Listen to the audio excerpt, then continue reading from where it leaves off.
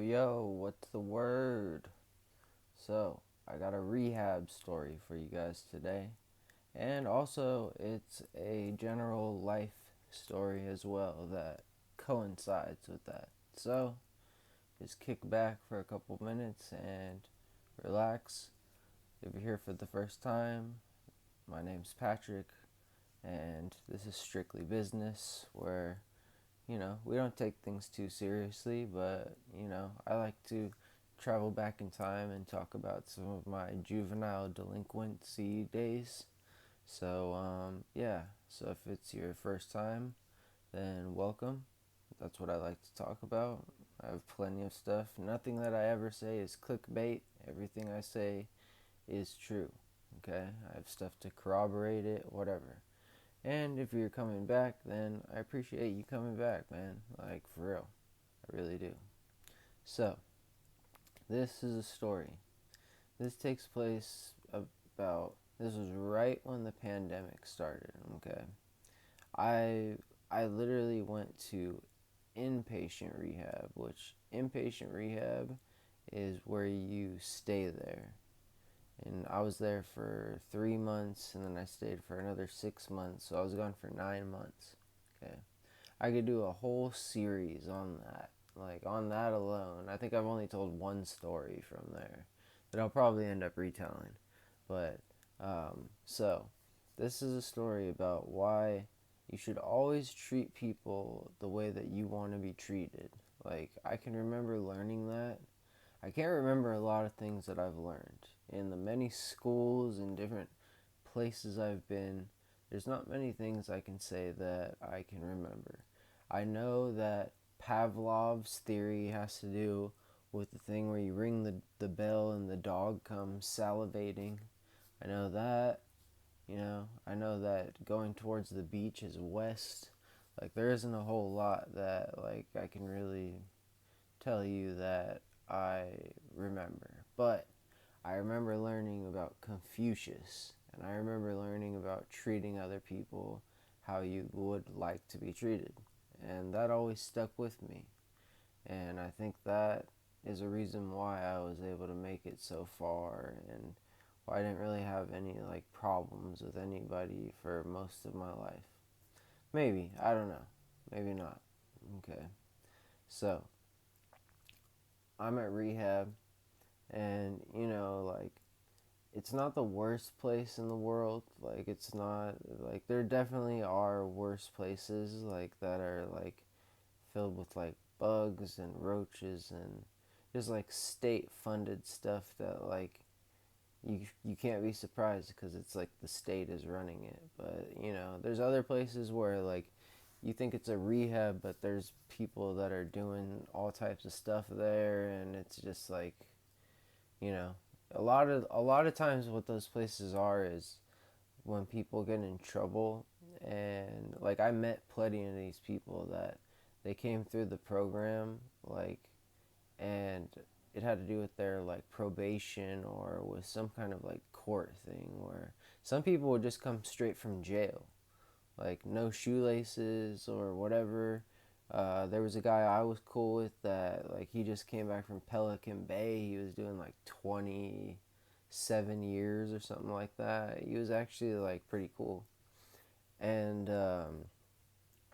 so, uh, but this place itself was not bad. Like, we got fed 3 times a day, which was nice. Like, I was able to, circumvent my way into this and that. We can get into that in another video, but you know, we weren't allowed to have our phones all the time. We got phone time very like randomly. And like, we had to do our little groups and write our little things, and then after that we could watch TV or movies or whatever. I mean, most of the time, like, even from the first time I went to rehab when I was 15, like, basically if you have cigarettes or vape, like, that's pretty much all you have to do is just like smoke cigarettes, and then there's other people there so you can talk. Once a week we walked to the Dollar Tree, which I called our commissary, because we really couldn't go anywhere because of because of COVID. Like we really could not go anywhere. That shit sucked. Like just even coming off the street, like you had to go into. There were three houses. One house was specifically for people who are just coming off the street because you had to go back there for 2 weeks, and then after that you could go over to the other house and start programming. Okay, so there was a lot of different staff, not a lot but like a handful of staff that worked there, and most of them were like former addicts or like stuff like that. And there was a guy that worked there that I remember him like from when I first got there. Okay, and we're gonna call him. Fuck it, we'll call him his name. His name was Corey. Okay, so we I notice him. He's in the car. I have to go because I'm new, so I have to go get paperwork done and I have to get a couple other things done.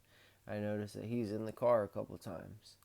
And there were a couple times he took me some places by myself, and I was able to talk him into I'd be like, hey man, we don't have anything in the back house.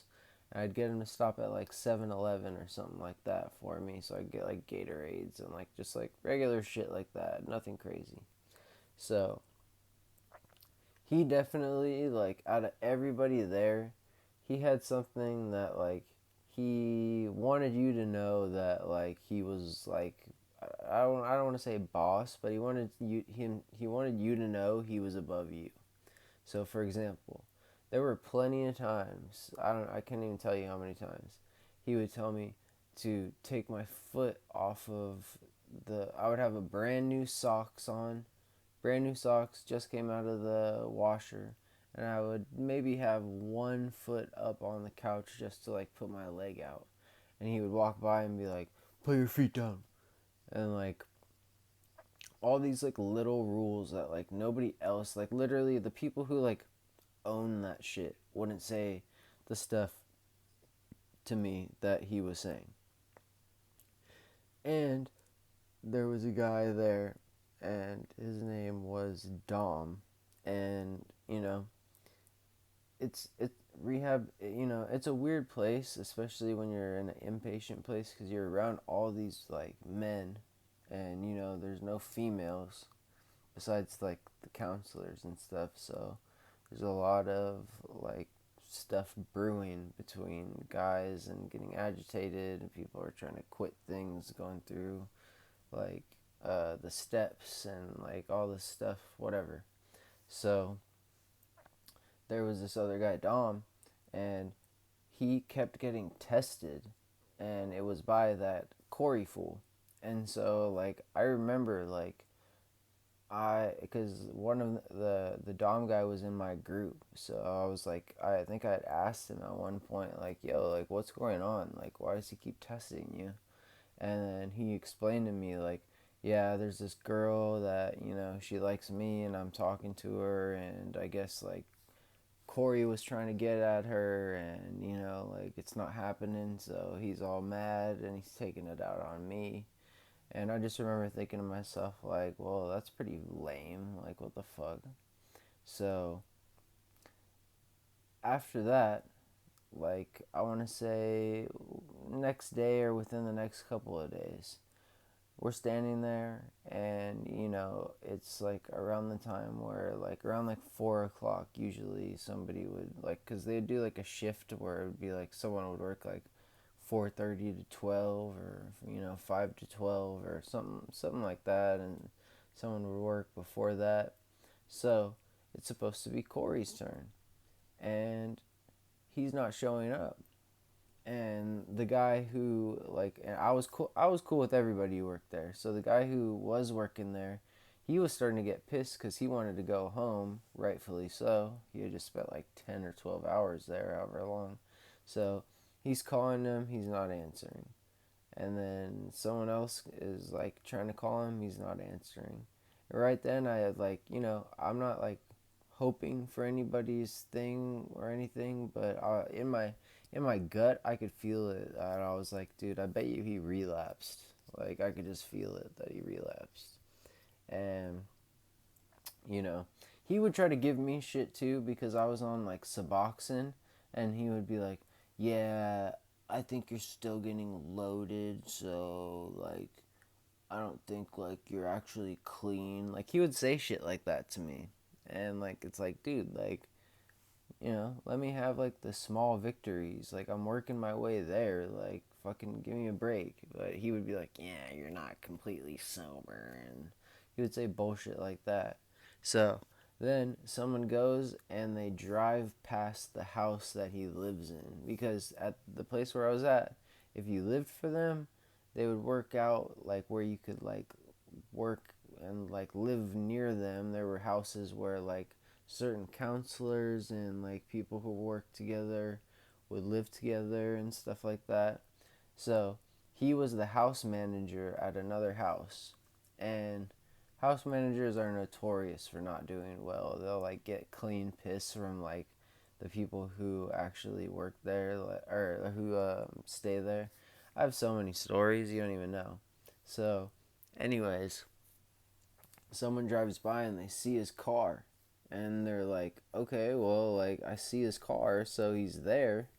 And like still they're calling him, no answer, no answer, no answer. He doesn't end up showing up that day. He doesn't end up showing up for literally the rest of the time that I'm there, which is maybe like 2 weeks or like a week and a half.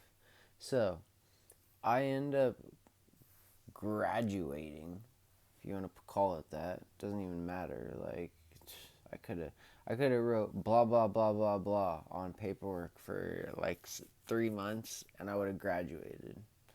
You know, so I graduate, and like I remember my sober living house was getting fumigated.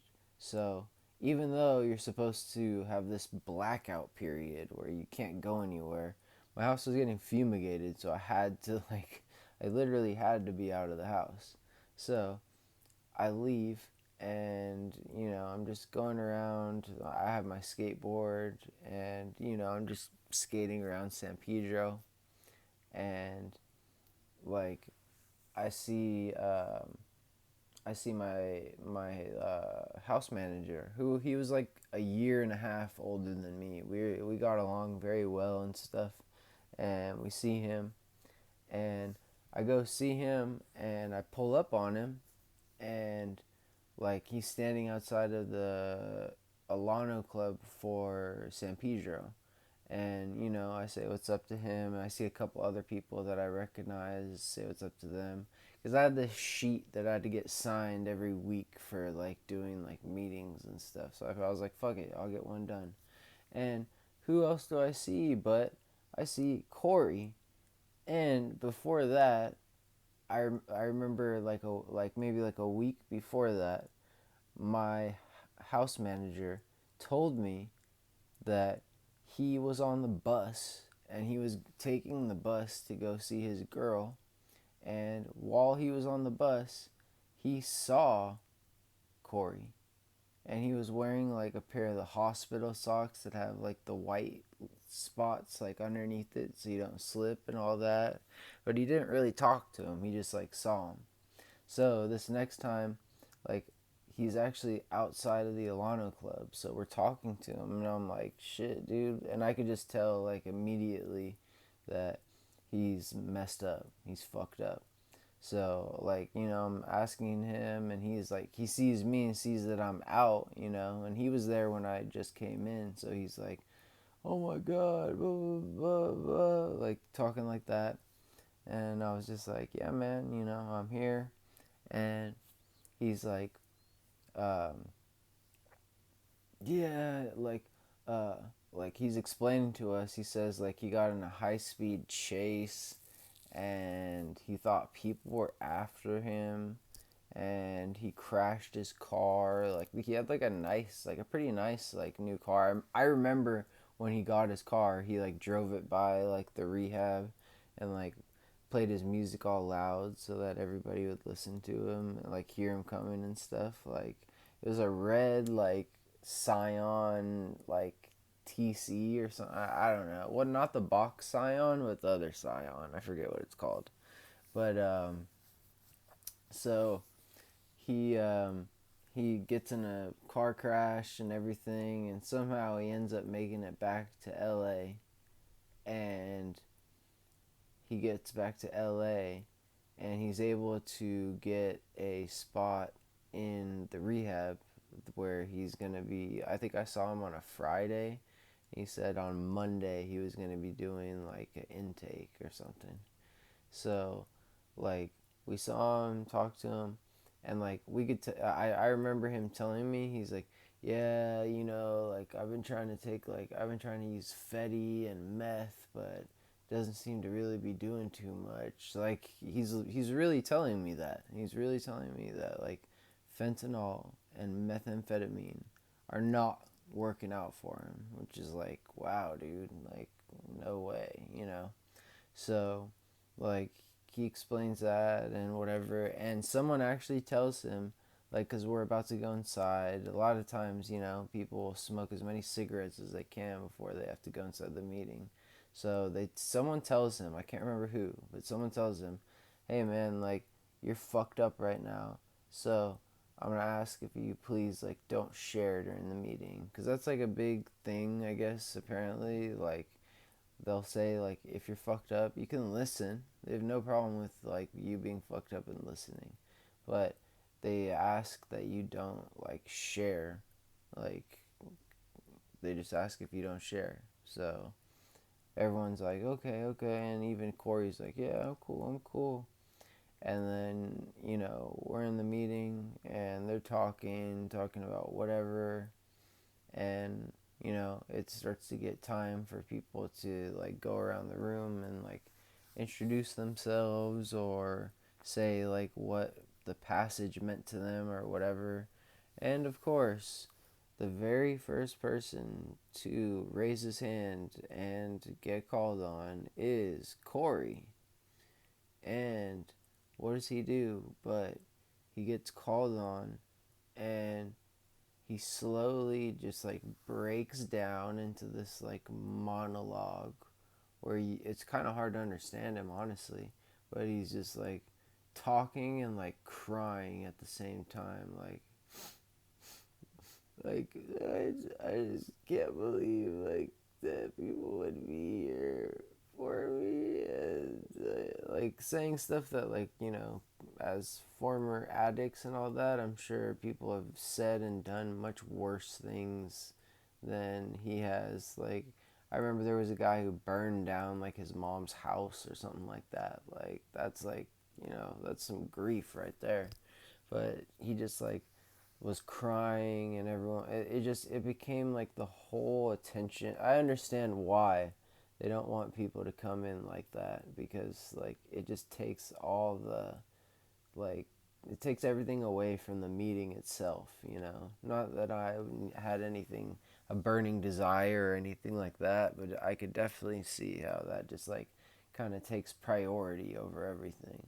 So someone had to, of course, take him and console him and walk him back out.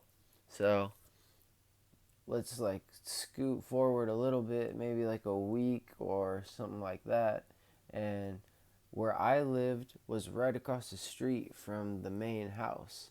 So I had like an eagle eye view of what was going on at like the normal house that I spent 3 months in, where that's like my sober living was like 3 doors down. So I just saw, and I went over there too, because sometimes like the Dodger game would be on, and we wouldn't get it at my like house, so I cruise over there, and I noticed when I would go over there that fool Corey got the coldest fucking shoulder that I have ever seen in my entire life. Like just like one word answers, and like just getting ignored, and like being like shit thrown on the floor, just straight disrespected, like in every way you could possibly imagine. And it was just like, it's like, hey, you should have been nicer to people. Like, you should have been nicer to people and, like, not had this little power trip of, oh my God, I'm like a staff member. I can do this and I can do that. And it's like, dude, you're one of us. And, like, perfect example for you to understand that, like, you are one of us. And you're right back where we all were at one point. So, like, don't try to act all high and mighty. And like, he definitely, like, over time people started being cool with him, because that's how it works. Even if you have beef with someone, even the kid that I almost got kicked out over, I eventually, like, made a little olive branch, if you want to call it that. It really wasn't. It's not like I don't have his number or anything. It's still, he got himself into more beef as it went along. That didn't have shit to do with me. But I did, like, that's just the shit that happens. Like, people trip on each other. The next thing you know, they're sharing a bag of chips or some shit like that. Like, it's just the way that it happens. So, anyways, I just felt like explaining that story, and there's like a couple lessons in there for sure, but the main one is just, like, you never know, like, where you're gonna be and who's gonna be your friend, and vice versa. And not to mention, you should just always treat people with general respect. Treat people how you would like to be treated, because if you treat them however you want, then they're going to treat you however they want when the situation comes. And you might think it won't ever come, but just when you think it won't, it will. So it never hurts to be polite, and, just, it never hurts to be polite, man. Like, it's that simple. Like, I hope that that's not something that goes out of style or whatever. I see how people are getting more and more, like, unmanageable and stuff, and it's just like, I enjoy holding the door open for someone, saying please and thank you, excuse me, you're welcome, all that jazz. Like, I enjoy it. So maybe I'm a weirdo. It is what it is. But just remember that you don't want to end up like Corey, okay? Trust and believe, you don't want to end up like him, because he could have had a whole different way about, like, coming back and everything, and it was just a lot more, like, rough than it needed to be. Could have been a much more smooth transition. So, anyways, I'm gonna let you guys go for right now. So, here's a little video, and I hope you enjoy it. Peace.